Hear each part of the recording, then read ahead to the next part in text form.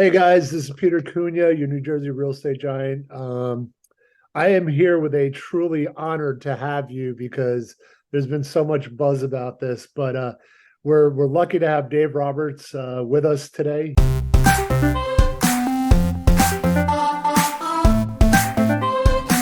He works with Movement Mortgage, nationally acclaimed mortgage company, and more importantly, he's a certified mortgage professional that handles retirement or retirement mortgages. Is that correct? That's correct. I'm a retirement mortgage professional, so I strictly work with the 62 and over demographic, your silver and gray haired folks. Okay. How did you wind up getting into that? That's Well, I could say, the mortgage, I started in the mortgage industry over 23 years ago. And for the most part, doing forward mortgages, helping first time home buyers. But I've always had, an aspiration of working with the senior market for many reasons.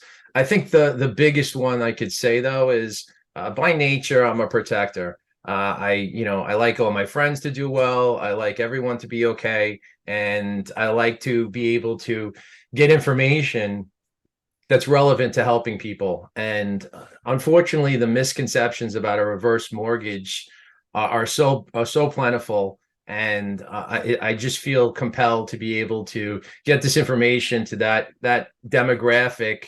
And as a protector, I feel that I know I'm going to give them an honest answer. I'm going to paint the picture. Sometimes it might not be the prettiest picture, but they're going to get the real answer from me. right. So, and I could appreciate that. I'm actually working on a blog today about multi-generational homes. And most of it, when you look at the main reasons why it's becoming a trend, like in the last 40 years, I think we've gone from 12% multi-generational to like 26%.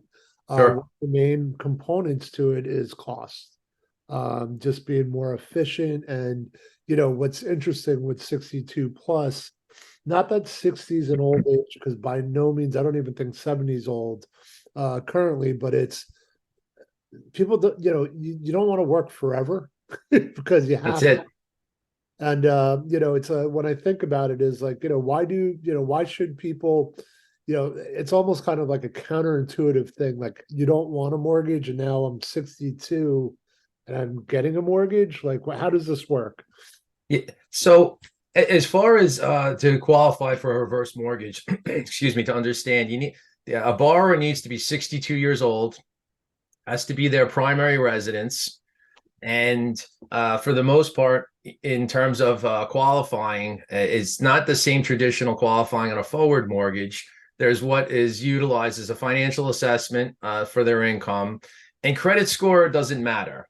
Credit history does matter, and it can have an impact on the type of mortgage that is going to be a reverse mortgage and what's going to be accompanied with it, which could be certain set asides, which we could talk about.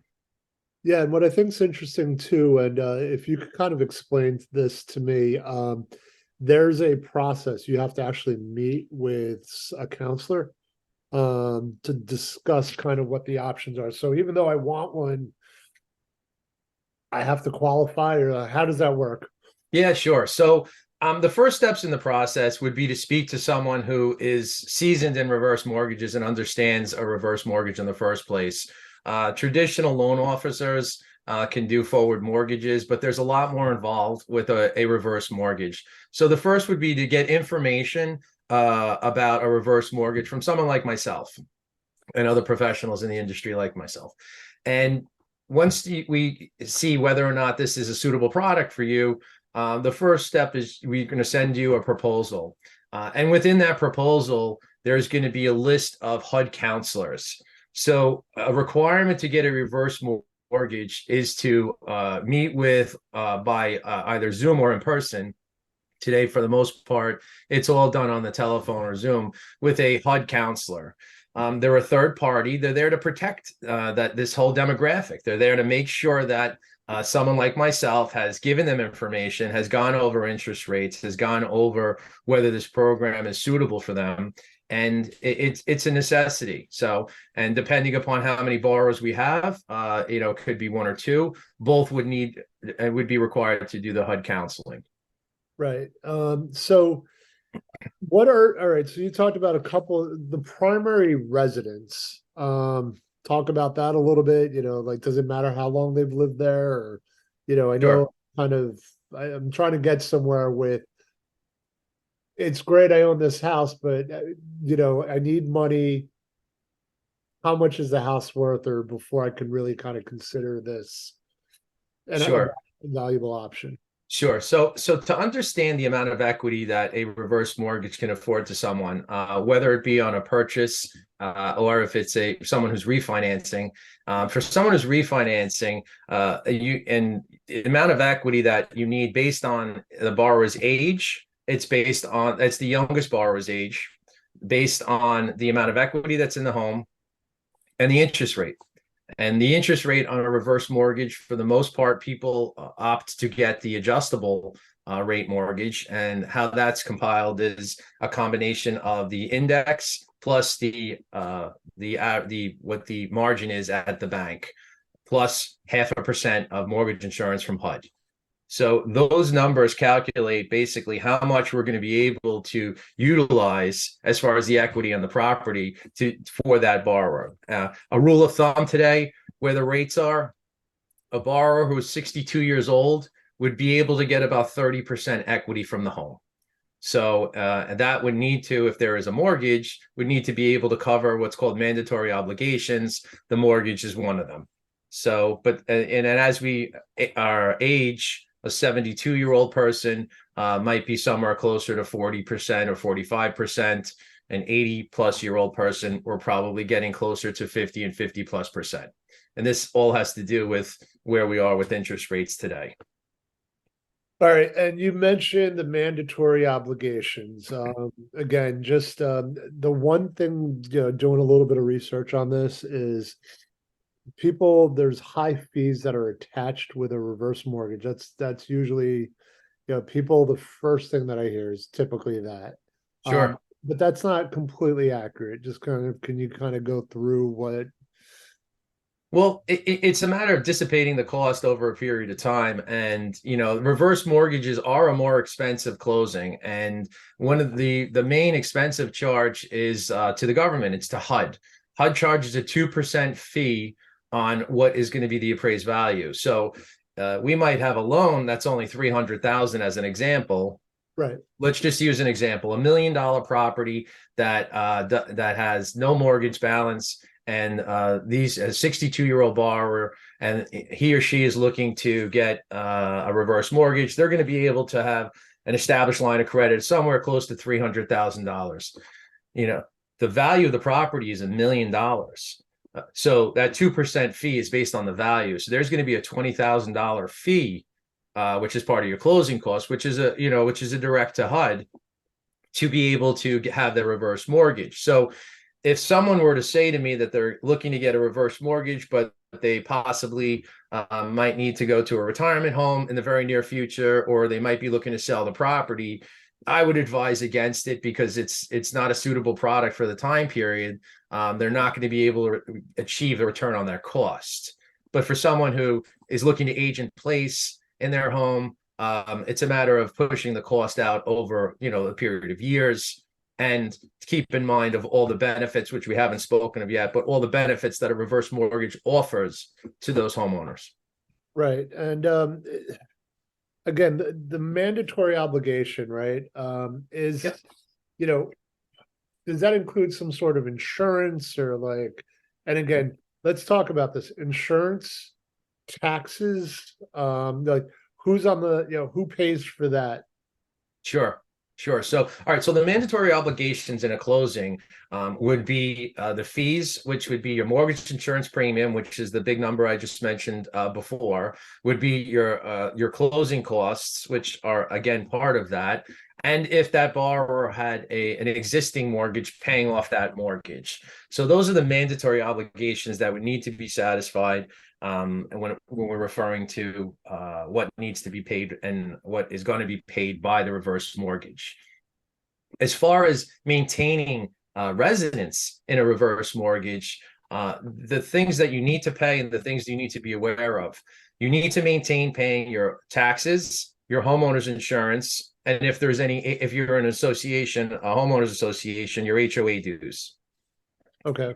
Getting behind or defaulting on any of these can result in the bank accelerating the mortgage, in essence, starting the foreclosure process. So to maintain a reverse mortgage, you need to pay, and this is outside of the reverse mortgage in terms of how that's set up, unless it is set up within the reverse mortgage, which I'll mention in a moment. But for the most part, most people are paying their taxes, their insurance, and their HOA dues. And Peter, keep in mind, if someone owns their house outright, they're still making those payments regardless. So they're used to paying taxes, insurance, and HOA dues.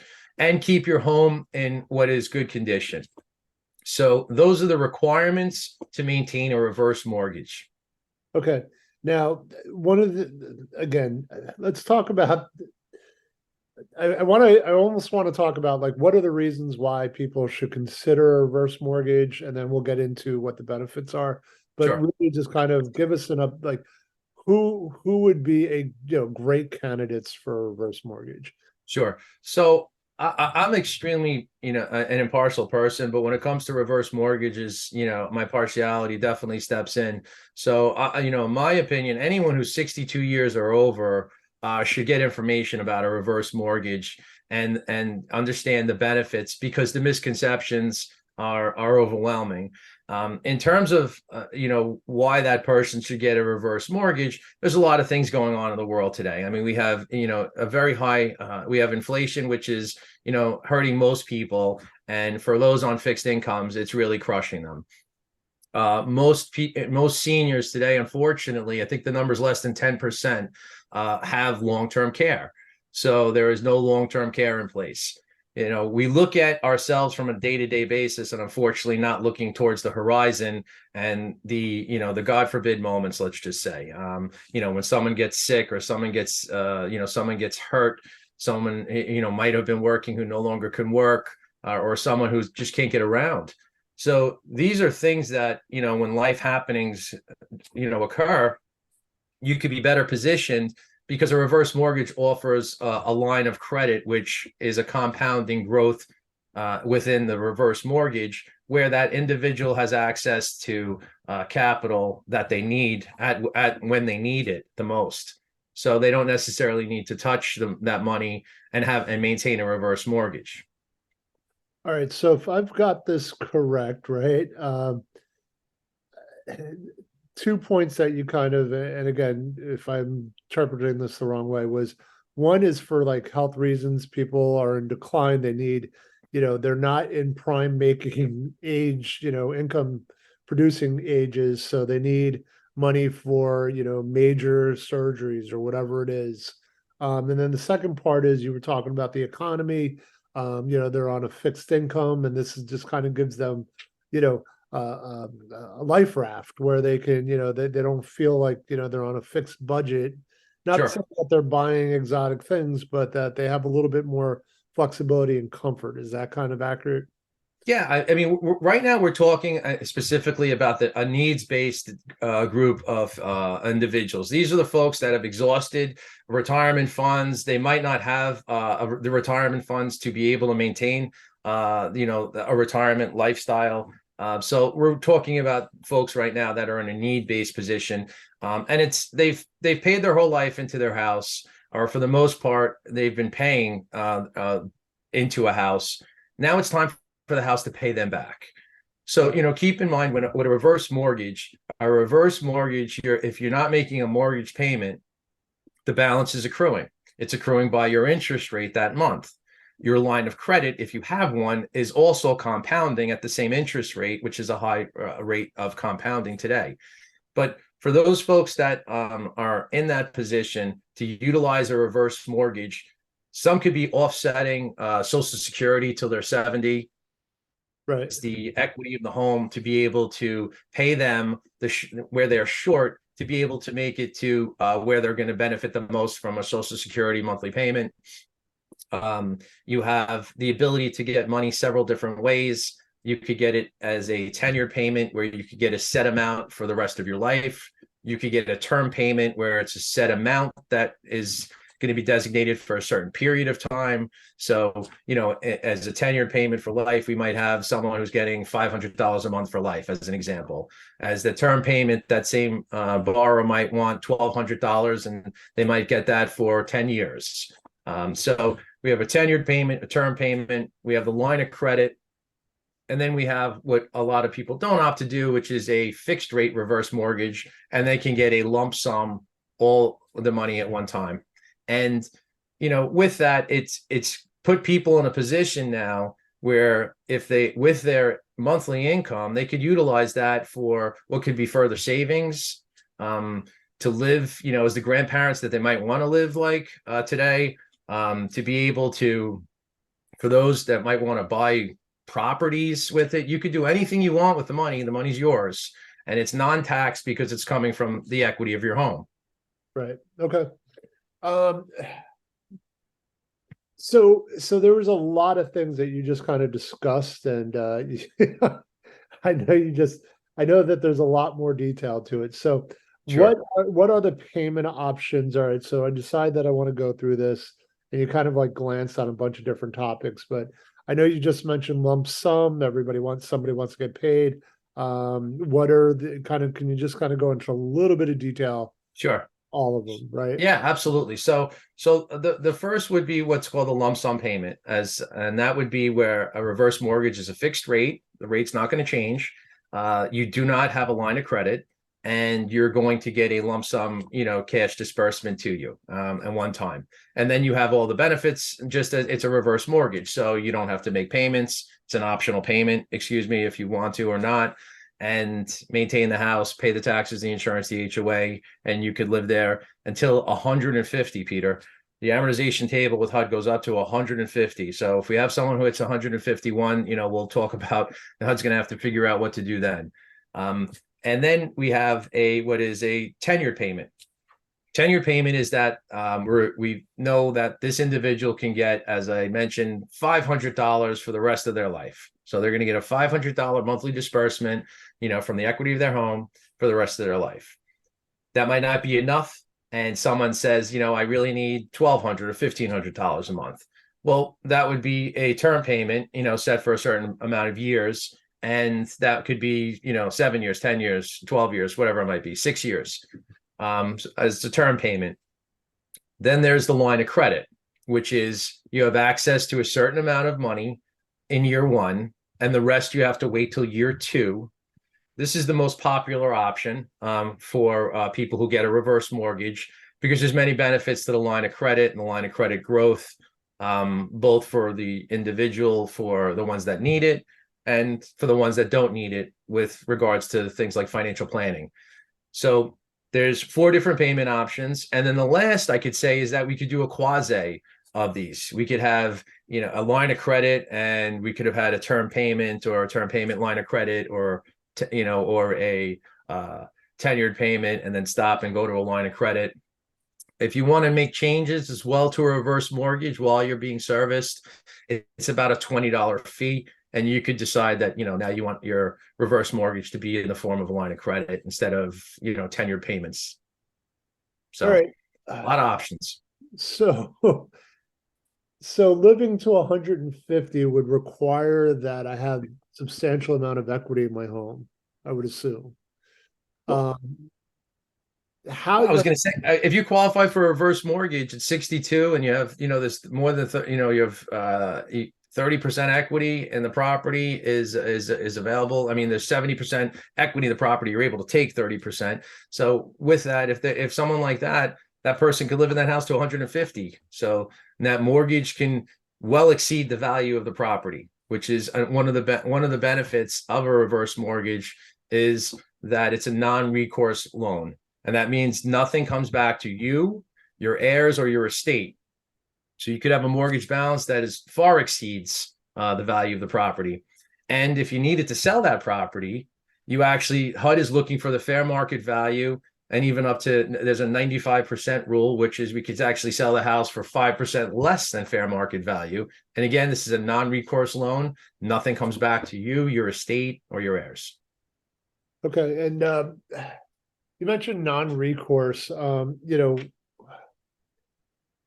how do it like? And again, we started off this whole process about the fees that the HUD charges.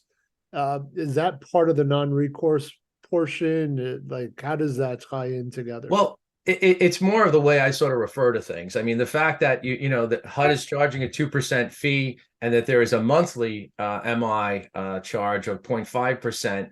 Those charges, okay, is what's giving us the ability to be able to be in a product like this. I wouldn't offer or even speak about this product if there wasn't the non-recourse part to this. So, but the fact that you can actually live in your house well beyond the value of your house if it ever got to that. And just so you know, that takes a long time today. I mean, for the most cases, I'm seeing, what could be, up to 20 years. And in some cases, it never happens. But because keep in mind, HUD makes us utilize, and National Association will also vouch that, the last 25 plus years, home prices have gone up an average of 4% plus a year. So we have a rising home value. We do have an accrual of a mortgage payment, which mortgage balance, which is going up. But between the two, generally speaking, the heirs are selling a property with equity.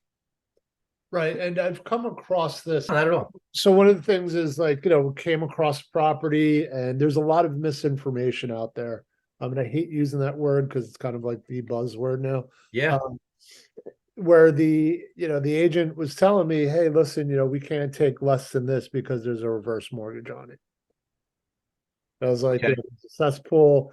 This is basically a condemned house. So, it wasn't salvageable. I had to Right. be down. So, Well, I mean, in the situation with a reverse mortgage, when it's time in terms of how a reverse mortgage is paid, okay, if the borrowers are alive, they sell the property, and whatever equity's in the property is there as cash.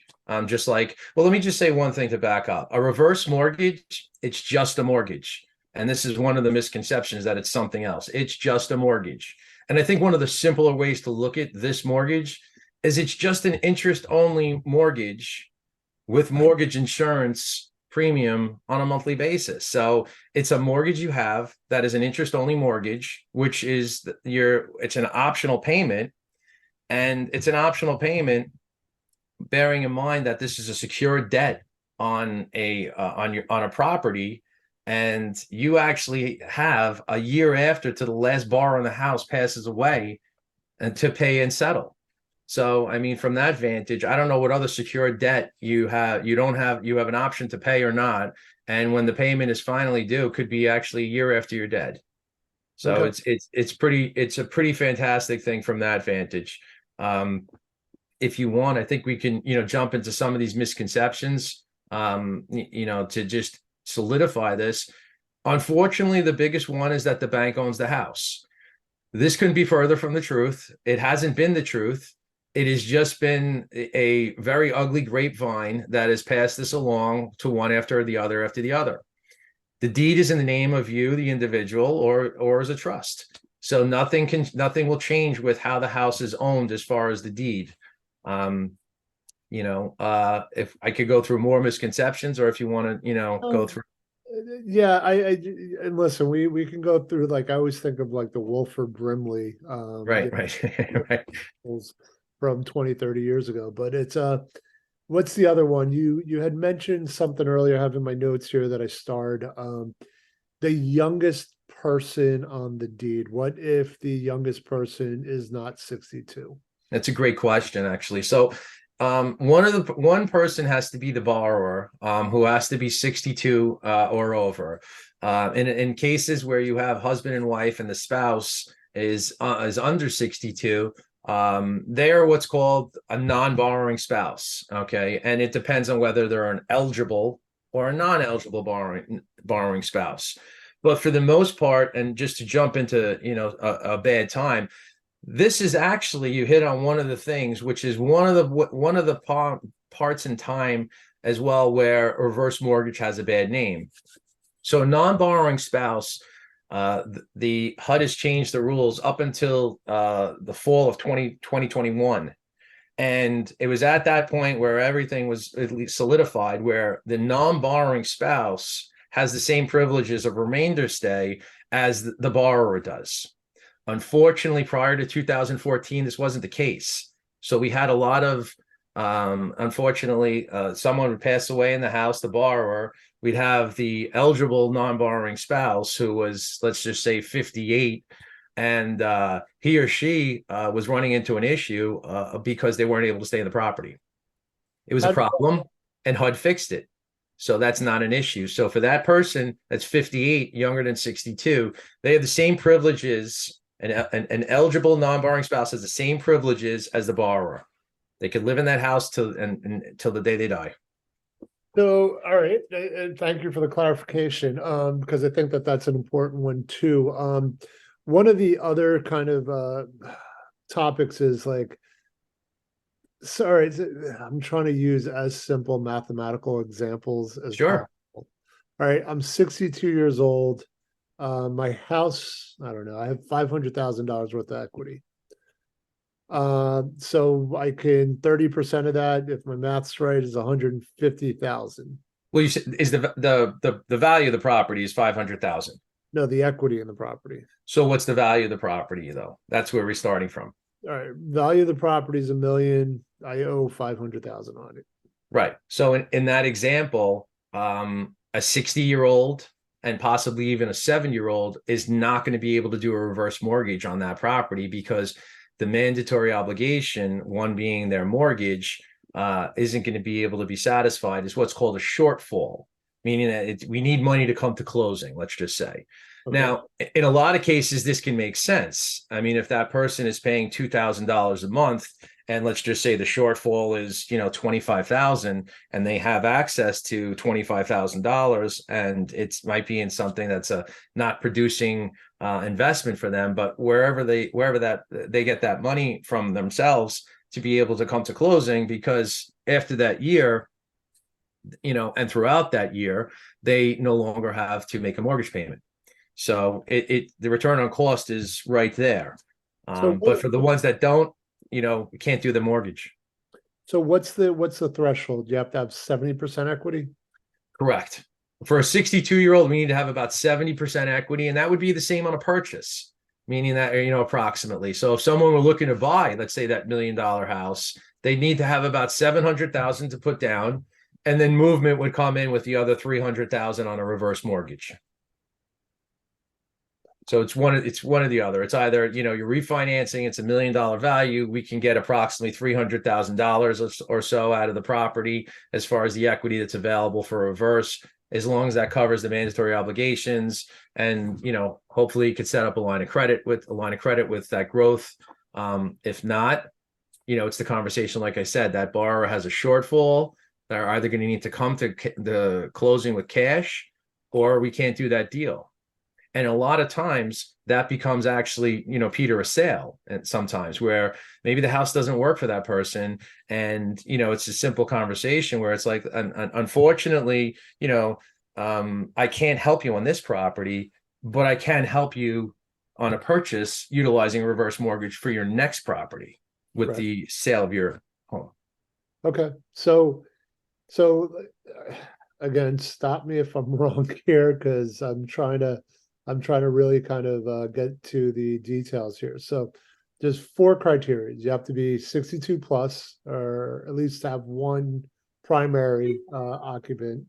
Has to be your primary residence, so no second homes or anything like that. Correct.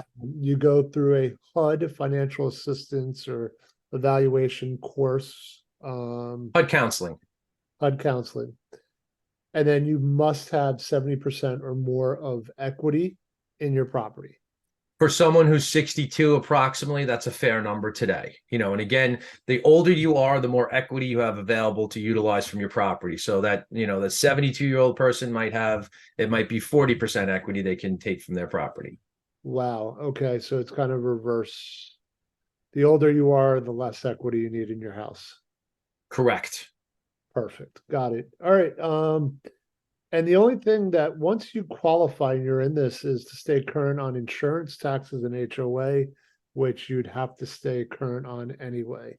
Yep. And again, I'm And just trying, but keep the house in good condition. I mean, it just, for most part, it just can't look like that house in the block, let's just say. And but I haven't really heard of many, HUD visits, and forcing a mortgage based on, the quality of the property. okay. And then we talked about kind of the avatar of the person that should be interested in something like this. Now, there's people that, if they need a lump sum for, say, for medical purposes, people that are in a little bit of financial distress, I guess. What about investing? Like, if you're just looking for access, you mentioned line of credit several times. Sure. Talk about that a little bit. Sure. So, I mean, based on the amount of equity that we're able to utilize from a property, and with that equity, and bearing in mind that we now have, let's just say, a line of credit that's established. Okay. You're able to utilize 60% of what's called the principal limit, which is the value of equity that they are letting you utilize.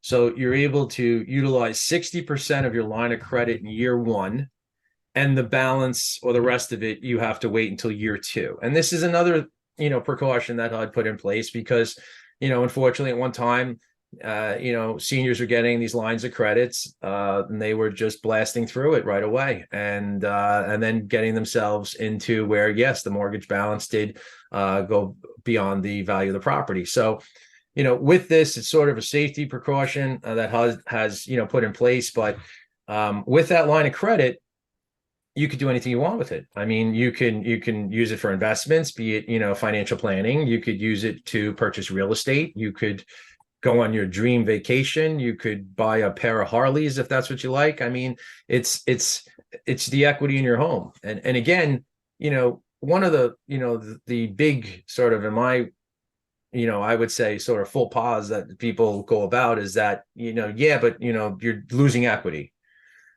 We're exchanging equity for cash.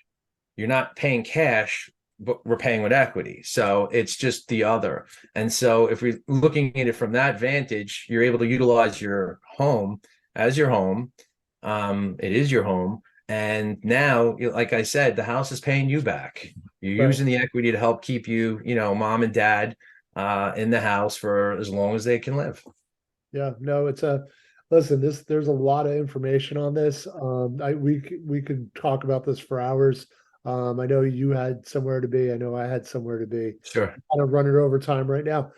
Dave, what's the best way for people to get in touch with you, kind of to learn more about this, other Sure. than me? Sure, absolutely. I mean, best way to reach me is by mobile phone. It's 917-325-6732. My email is david.roberts@movement.com. I'm easily accessible, and I'm happy to give information, for those, again, who need a reverse mortgage, and we could get into it another time for the ones that don't need it but want to save, hundreds of thousands in taxes, and be able to utilize a reverse mortgage with respects to financial planning. Awesome. And maybe that's a follow-up series. Dave, I appreciate you and your time. Yeah, this has been a lot of information. This is something that I think people should be more aware of because, again, I wish they called it something other than reverse mortgages, just so it got kind of some of the different kind of feel. I know the nomenclature has really kept it down, and unfortunately, since 1988, it's been sold as a needs-based product, and unfortunately, there are times in the history that those folks did get hurt. But for the most part, HUD has rectified that issue, and different times could be explained. Thanks again, man. Yeah. And we'll do this again, man. Have a great day. Thank you.